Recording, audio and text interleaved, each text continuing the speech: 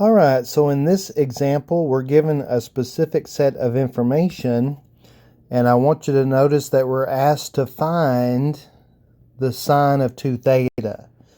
And so the very first place that I'm going to start is I'm going to start with a double angle formula.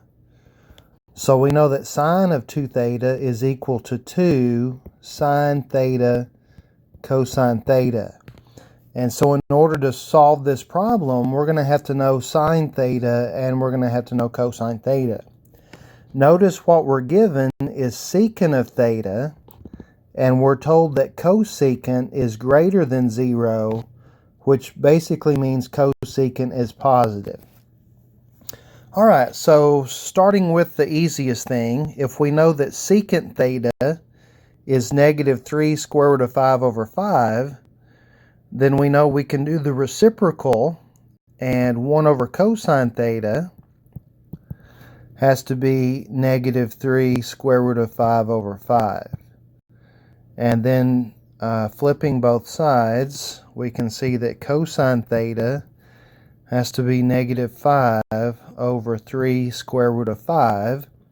And if I rationalize the denominator,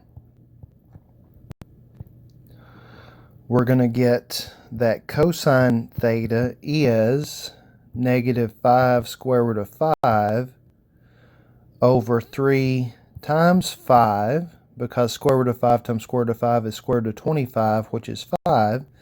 And the 5s are going to cancel, and that's going to leave us with cosine theta equals negative square root of 5 over 3. And that takes care of one of the pieces of the puzzle. Now, the next thing we need to find is we need to find sine of theta.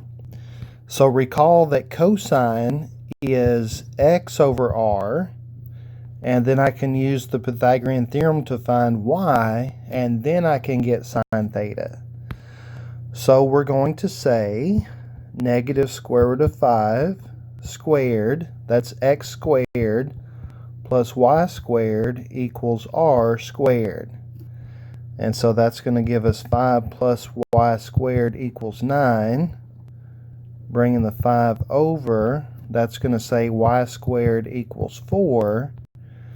And so, taking the square root of both sides, we get y is 2. So we know that sine is y over r. So sine theta is 2 over 3. And this is where we're going to go back and recall that cosecant is greater than 0. And if cosecant is positive, therefore sine must be positive also. Alright, so now we have every piece of the puzzle that we need to find the answer. We know cosine theta is negative square root of 5 over 3. We know sine theta is 2/3. And we're looking for sine of 2 theta, which is 2 sine theta cosine theta. And if we simplify that expression, we're going to get 2 times 2, which is 4. That's going to be negative 4 square root of 5 over 9. And that is the exact value of the solution. So I hope that was helpful. If you have any questions or comments, feel free to post them in the comments below. And thanks for watching.